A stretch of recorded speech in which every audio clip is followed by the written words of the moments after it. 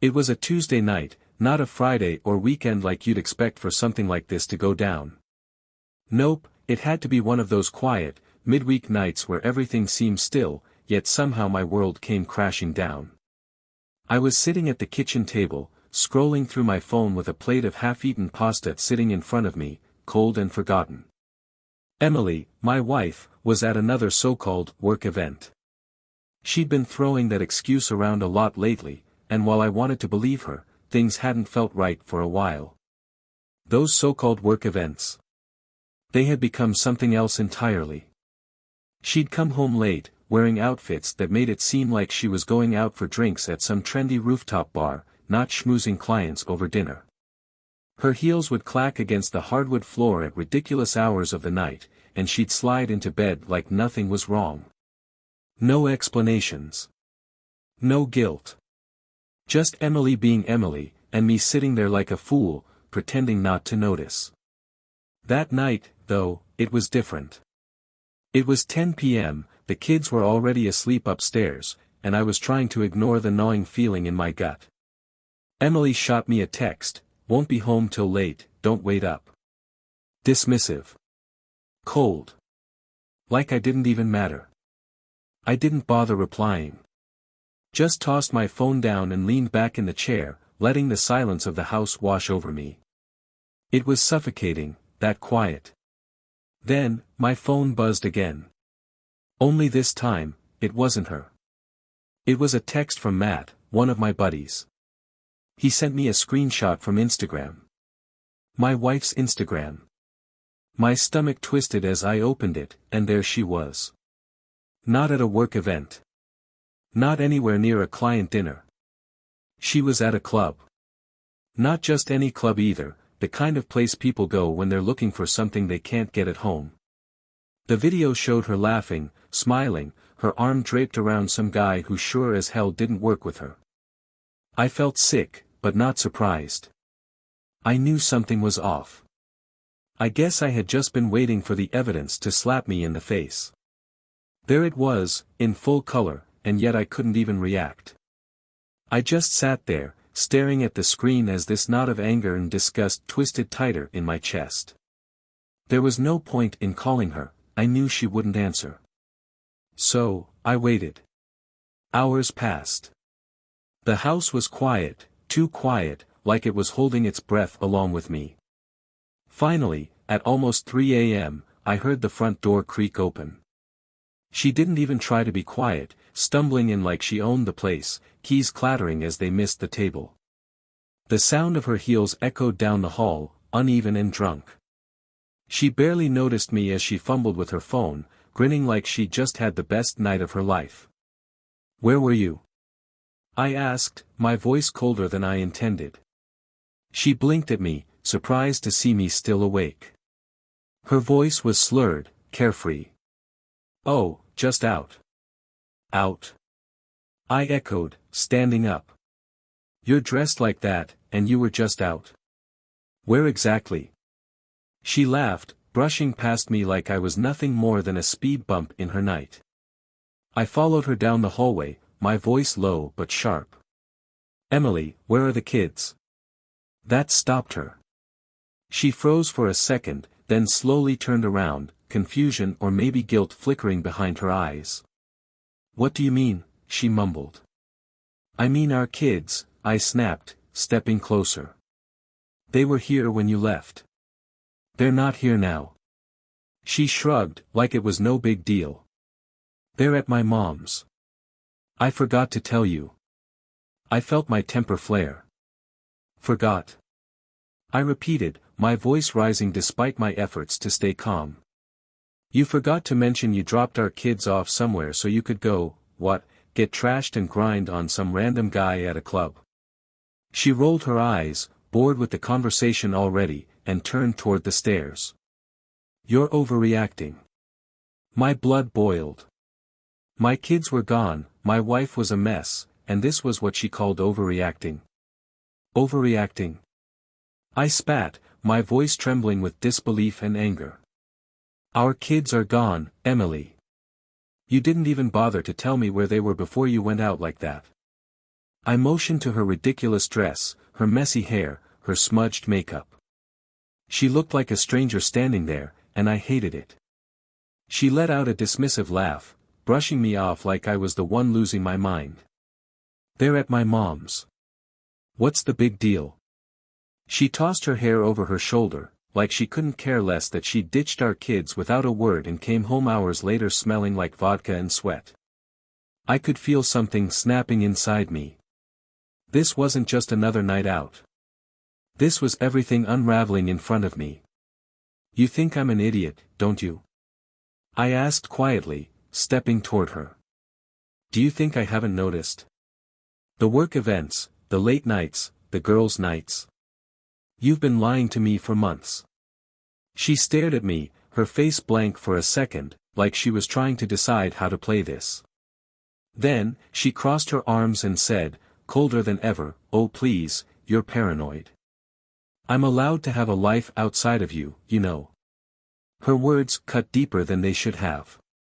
This wasn't about her having a life, it was about respect. About trust. And she had none left for me. I didn't sleep that night.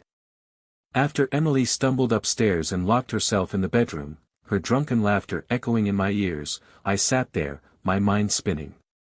Her words, "Maybe if you knew how to keep things interesting," burned into my brain, playing on repeat. She hadn't even cared enough to lie convincingly, to pretend she was sorry. I knew it wasn't just one night of bad judgment. This was deeper. By the time 5 a.m. rolled around, I had had enough. I needed answers. I wasn't going to sit there and let her lies fester any longer. I grabbed my keys and left the house without waking her up, if she was even asleep, and drove to the 24-hour diner down the road. It was one of those places you go when you've got nowhere else to be, the kind of place where life's messiness spills over. I ordered a coffee, the bitter taste of it a perfect match for the sour feeling in my stomach. I sat there, replaying everything in my head. The late nights. The dismissive texts. The way she'd roll her eyes every time I asked where she'd been. And then, like it was some kind of sick instinct, I pulled out my phone and started scrolling through her social media. I don't know what I was looking for, but I found more than enough. There it was, her life, plastered all over Instagram like some cruel joke. Photos of her smiling, drinks in hand with her friends, while I was at home with the kids, playing the role of the clueless husband. But then I saw him. At first, he was just in the background of a couple of pictures, his hand resting on her waist in a way that made my stomach churn. But the more I looked, the more obvious it became. This guy wasn't just some random fling. He'd been there for a while, months, maybe even a year. His name was Jake. He wasn't some stranger. He worked with her. And suddenly, all those work events and business trips she'd been going on made perfect sense. My heart pounded as I scrolled through his page, seeing post after post of the two of them together, laughing, drinking, posing at dinners that I'd been told were strictly professional. They were anything but. The photos dated back almost a year. A whole damn year of lies. The worst part was, I had been blind to it all. Every single time she came home late, every time she made up some excuse, I had let it slide. I wanted to believe her. But now, the truth was staring me in the face. By the time I left the diner, the sun was just starting to rise, casting this eerie, golden light over everything. It felt like the world was mocking me. I drove home, my mind racing with how I was going to confront her, what I was going to say. She wasn't going to slither out of this one. No more lies. No more games. When I got home, though, something was off. The house was too quiet, no creaking floorboards, no smell of coffee brewing like I usually expected when Emily was around. I headed upstairs, but the bedroom was empty. The sheets were perfectly smooth, like she hadn't even slept there. Panic hit me like a freight train, and I bolted back downstairs, checking every room, the living room, the bathroom, even the back patio. She was gone. Not just gone, half her clothes were missing from the closet, the drawers ransacked like she had packed in a hurry. Her car was gone too. I stood there in the middle of our bedroom, surrounded by the sudden absence of her, of everything I thought I knew. It was like the floor had crumbled beneath me. I grabbed my phone and called her. Straight to voicemail. I called again, same thing. She hadn't just left me in the dark, she disappeared completely. My pulse raced as my thoughts spun out of control. Was she with him? Did she take the kids? What was she planning next? I had no idea who she was anymore or what she was capable of. Just then, my phone buzzed. For a second, I thought it was Emily, but when I opened it, it was her mom. The kids are fine. They're with me. I exhaled, but only a little. At least the kids were safe, but the fact that her mother had to tell me where my own children were sent another wave of anger surging through me. Emily hadn't bothered to tell me anything. She thought she could run off, leave me scrambling, while she played house with Jake. I called her mom, needing answers. She picked up after the second ring, sounding way too calm for what was happening. Hey, Ryan. The kids are asleep. Don't worry, they're fine. I cut right to it. Where's Emily? My voice came out more like a demand than a question. There was a brief pause on the other end. She said she needed some time. She asked me to watch the kids for a few days. A few days? I could barely keep myself together. She packed up her stuff and ran off. She said she'd be back soon, her mom replied, still maddeningly neutral, like this was just a normal situation. She just needed some space. Space for what? I snapped, pacing the floor. Space from her husband? From her kids? Or is this about Jake? There was a heavy silence on the other end, and that's when I knew her mom had been fed a different story. Emily must have played the victim, told her mom she just needed time. Of course her mom wasn't going to question her. But that wasn't the real issue. The issue was Emily thought she could just walk out and leave me with all the wreckage. She didn't think she'd have to face me. I need to talk to her, I said, my voice calmer but still on edge. This isn't something she can run from. I'm sure she'll be back soon, Ryan. Just give her a little time, her mom said, using that sickeningly patient tone that people use when they think you're the problem. But I wasn't playing that game. Not anymore. I hung up without saying another word. Emily wasn't coming back to talk. I knew it. She was buying time, probably running off to be with Jake, or at least headed his way. She had made her choice. But what she didn't realize was that I wasn't going to sit around and wait for her to come to her senses. I wasn't that naive anymore. I had already put the pieces together, and I knew exactly where to find her. I pulled up the rideshare app, my fingers trembling with rage. I wasn't going to let this slide. She wanted space. Fine. But first, she was going to face me. I requested a ride to the address I had seen on Jake's Instagram, a cheap rental house just outside of town, with a yard full of empty beer cans and broken lawn chairs. If she wasn't there yet, she would be soon. As the car pulled up to Jake's place, my heart pounded in my chest. The house looked as trashy as I expected. The porch light was on, but the rest of the place was dark. I didn't hesitate. I got out of the car, fists clenched, my body tense with the anticipation of what was about to happen. I knocked hard, 3 times. The sound echoed in the quiet night. Nothing. I knocked again, louder this time, and then I heard it, footsteps. The door creaked open just a few inches, and there she was. Emily. Her hair was a mess, makeup smudged, wearing an oversized shirt that definitely wasn't hers.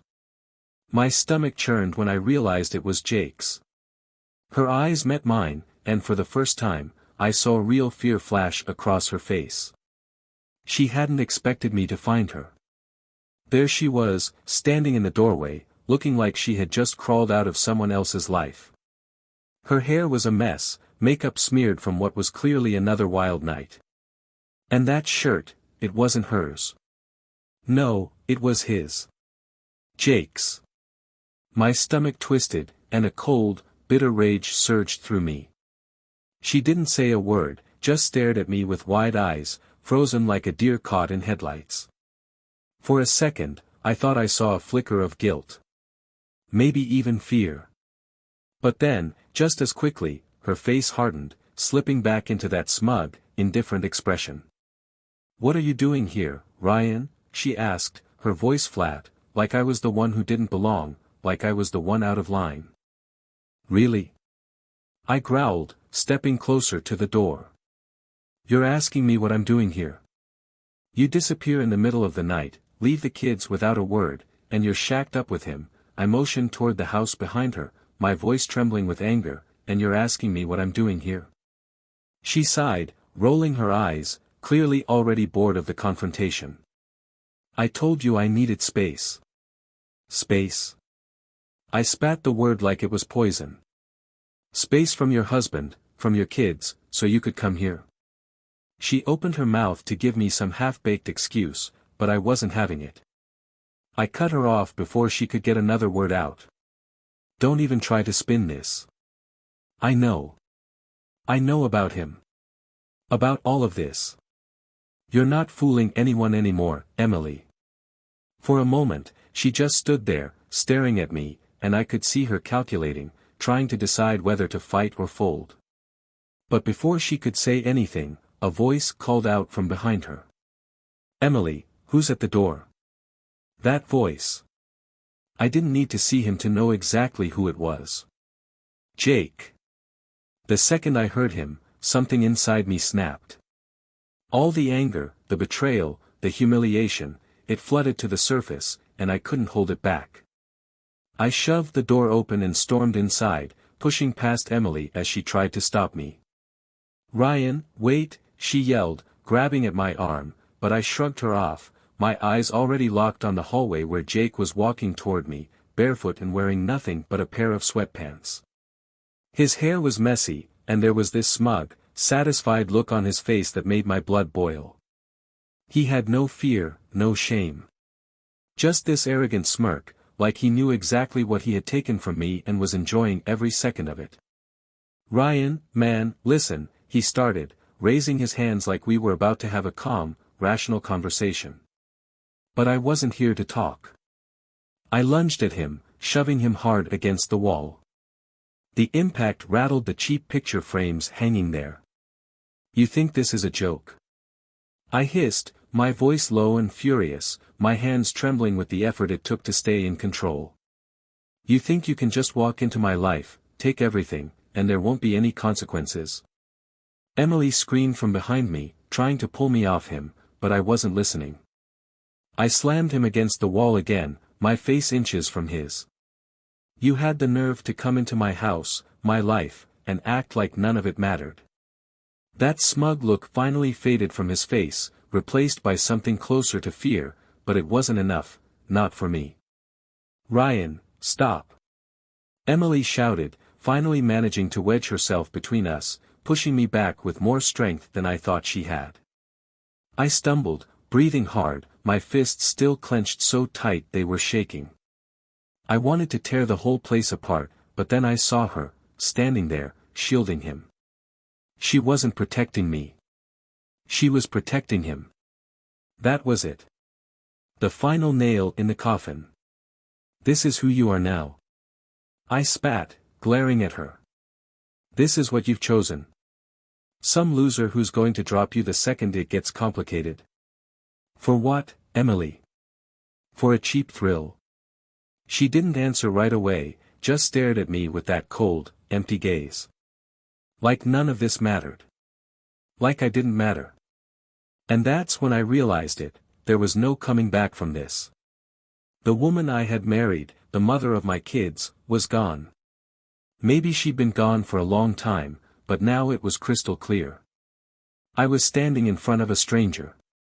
"I'm not having this conversation with you," she finally said, crossing her arms like she was the victim here. You can't just barge in here and act like you're the wounded hero. Hero? I almost laughed. It came out broken, bitter. You think I'm here for some heroic last stand? I'm here because you destroyed our family. You tore it apart for this? I motioned toward Jake, who was rubbing his shoulder, still trying to decide if he should run or jump back in. Emily narrowed her eyes, her voice dripping with disdain. You think I destroyed our family? You did that, Ryan. You and your boring little life.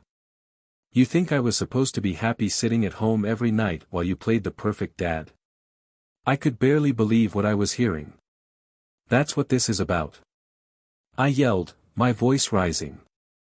You were bored, so you decided to throw everything away for some excitement. She smirked, that twisted, bitter smirk that made me feel like I didn't even know her anymore. I needed more. You wouldn't get it.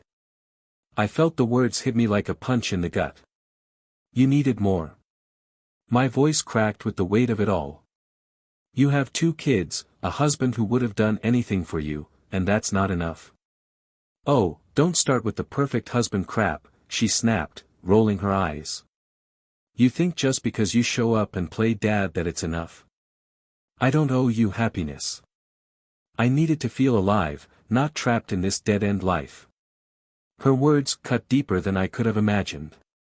I had been there for her, for our kids, trying to hold everything together while she was out destroying it all. And this was how she saw it.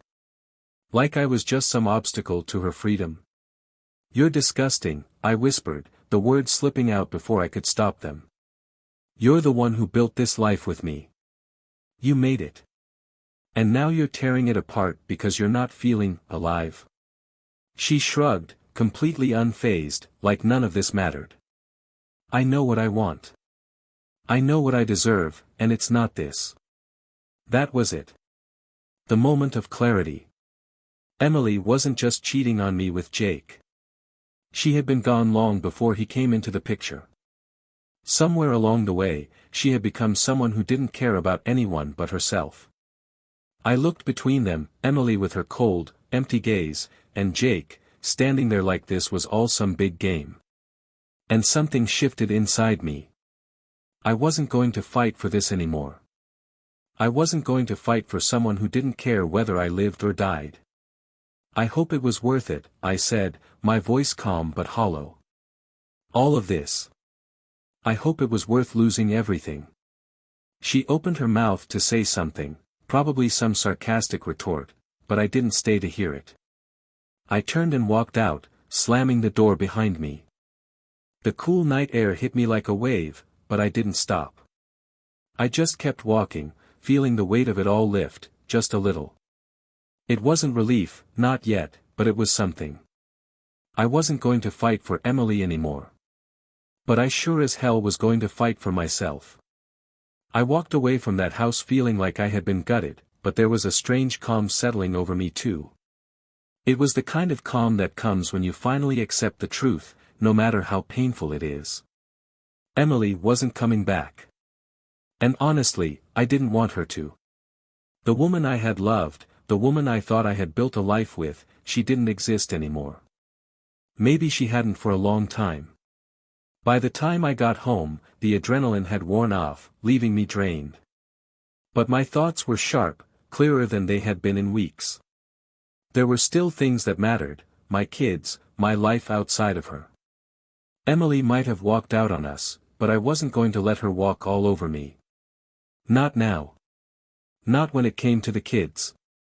I sat down at the kitchen table, the same one I had been sitting at the night Emily didn't come home, when I first knew something was seriously wrong. My head fell into my hands as I tried to map out the next steps. She had packed her bags, left our home, left me, and probably thought she could waltz back in whenever she wanted, like nothing had changed. But I knew better. This was only the beginning, and things were going to get ugly. I grabbed my phone and called the one person who could help me keep this from turning into a disaster, my lawyer. I had reached out to him earlier, when things first started to feel shaky, just to cover my bases. But now, it was real. This wasn't just about me. This was about my kids, and I needed to protect them from whatever chaos Emily was about to unleash. The call was brief. My lawyer had been through this kind of thing before, and he cut right to the point. "Ryan, we need to meet as soon as possible. I'll draft a custody plan, but we need to discuss how to approach this strategically. Emily's actions could work in your favor, but we have to be careful." The words, custody plan, hit me like a punch to the gut. This wasn't just some nightmare I was going to wake up from. This was my new reality. Emily had made her choice, and now I had to protect what was left of my family.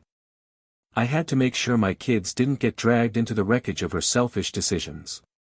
Before I could even put my phone down, it buzzed again. I stared at the screen for a moment, half expecting another cryptic message from Emily, but this one was from her mother. "The kids are fine. They're still with me." I exhaled, thankful the kids were safe for now. But the fact that Emily hadn't even bothered to contact me first, to explain anything, just made my anger burn hotter. She was leaving me in the dark while she ran off with Jake, thinking she could keep me guessing, scrambling. My phone buzzed again.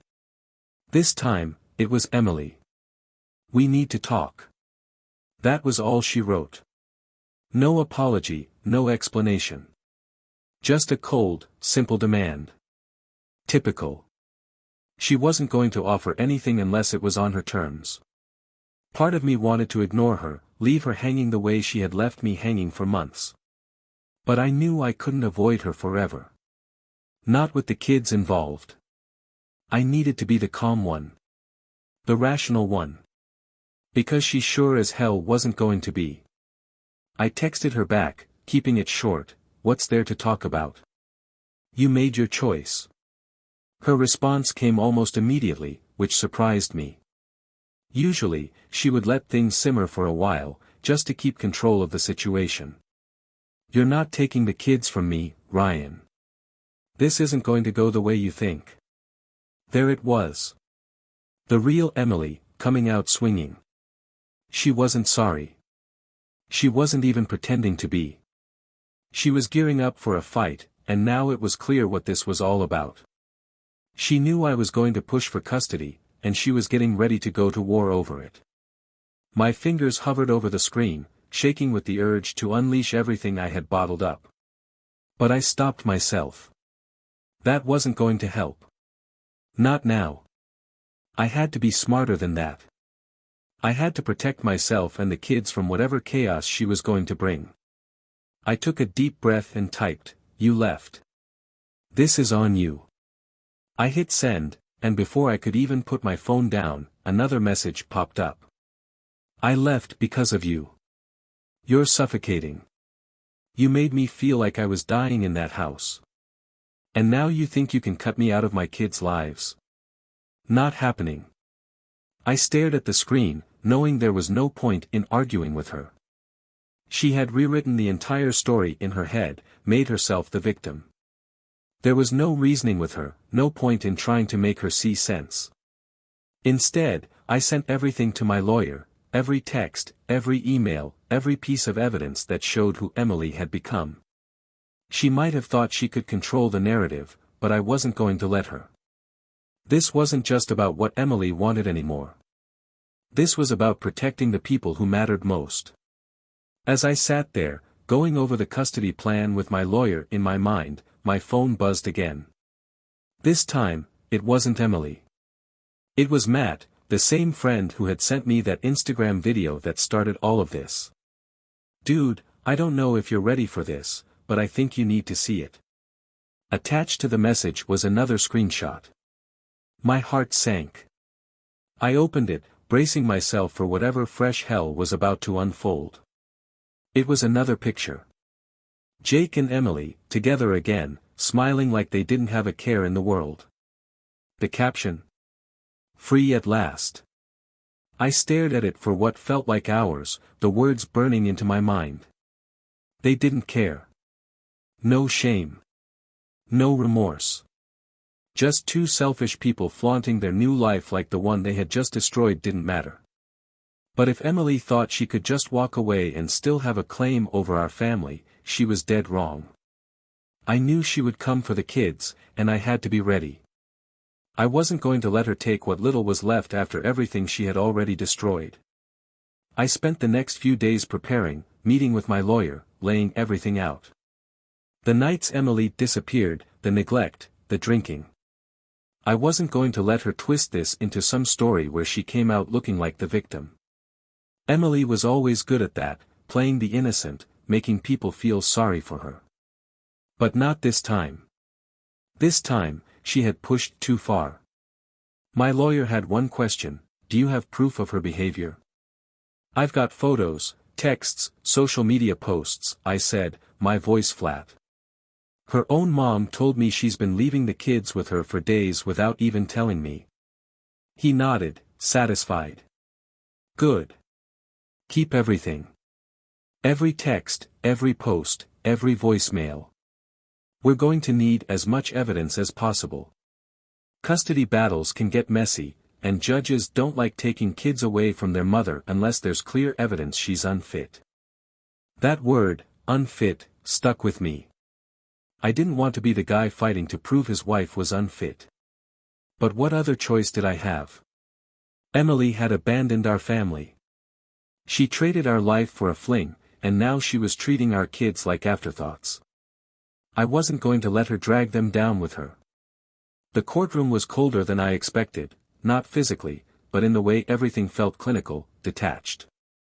I sat at the table with my lawyer, documents spread out in front of us like weapons in a battle. Across the room was Emily. She looked calm, disgustingly composed for someone who had torn our family apart.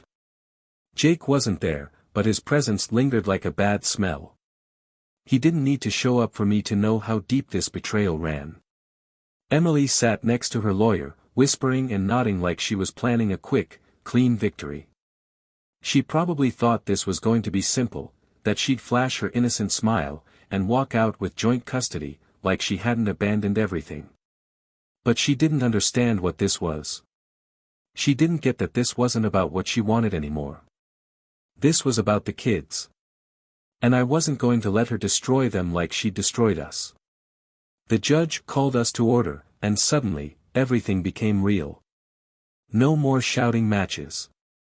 No more text arguments. This was it, the final fight. Emily's lawyer stood first, launching into some well-rehearsed speech about how Emily had been struggling, how she needed time to find herself after years of feeling trapped in a stifling marriage.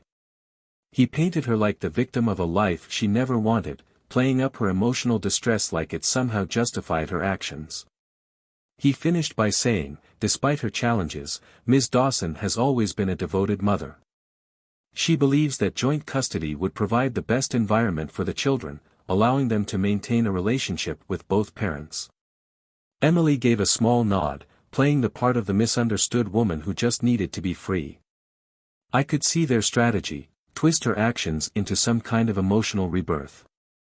She wasn't running away, she was rediscovering herself. It made me sick. When it was my lawyer's turn, he didn't hold back. He laid out everything: the nights she disappeared, the drinking, the neglect. He showed the photos of her with Jake, the social media posts where she flaunted her new life while I was home, taking care of our kids.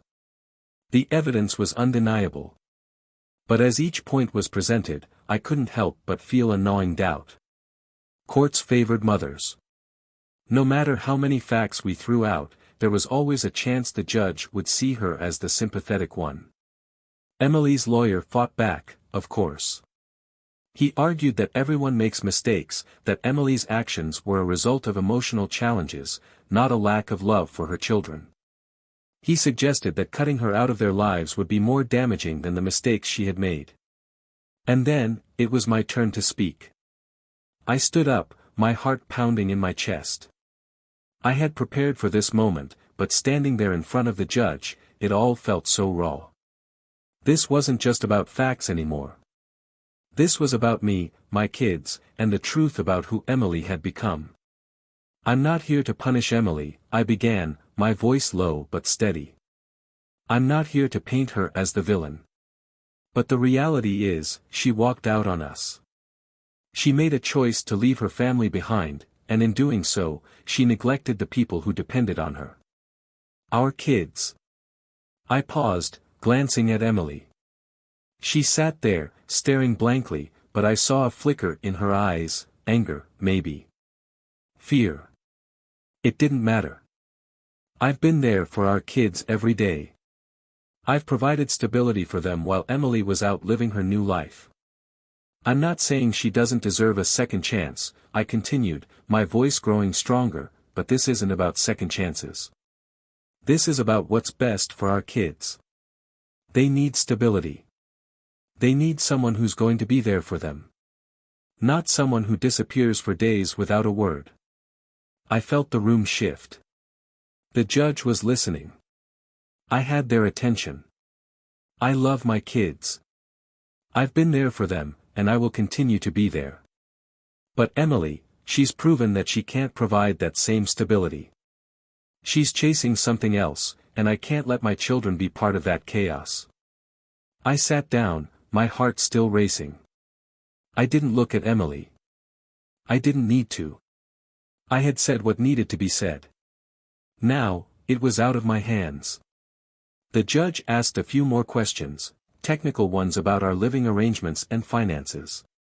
But I could see the gears turning in his mind. He was piecing it all together. The truth was there, and no amount of Emily's carefully curated victim act could hide it.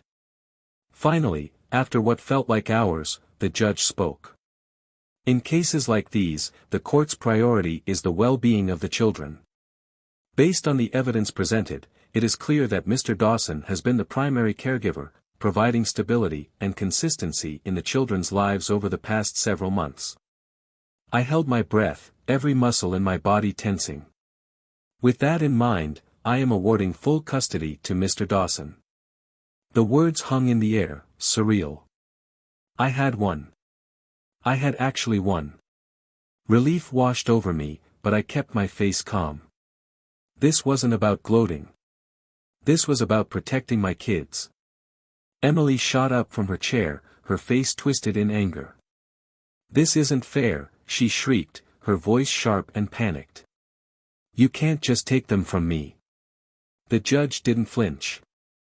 Mrs. Dawson, you will still have visitation rights. But given the circumstances, full custody will remain with Mr. Dawson. Emily stood there, glaring at me, her calm facade cracking for the first time. She never thought she'd lose. She never thought I'd fight this hard. Without another word, she stormed out of the courtroom, her lawyer scrambling after her. She didn't even look back. Part of me expected to feel triumphant, like I'd finally won the war. But all I felt was exhausted. This wasn't about victory. It was about survival. I had fought for my kids, and I had won. But the toll it had taken, the emotional wreckage it had left behind, that wasn't something I could just walk away from. As I left the courtroom, I felt the weight lift a little. This wasn't the end of the pain. But it was the beginning of something better. Something more stable. Something that my kids and I could build from the ashes of what Emily had destroyed. As I drove home, I knew one thing for sure, I would never let Emily, or anyone else, tear down what I had fought so hard to protect. The kids were safe now. And in the end, that was all that mattered.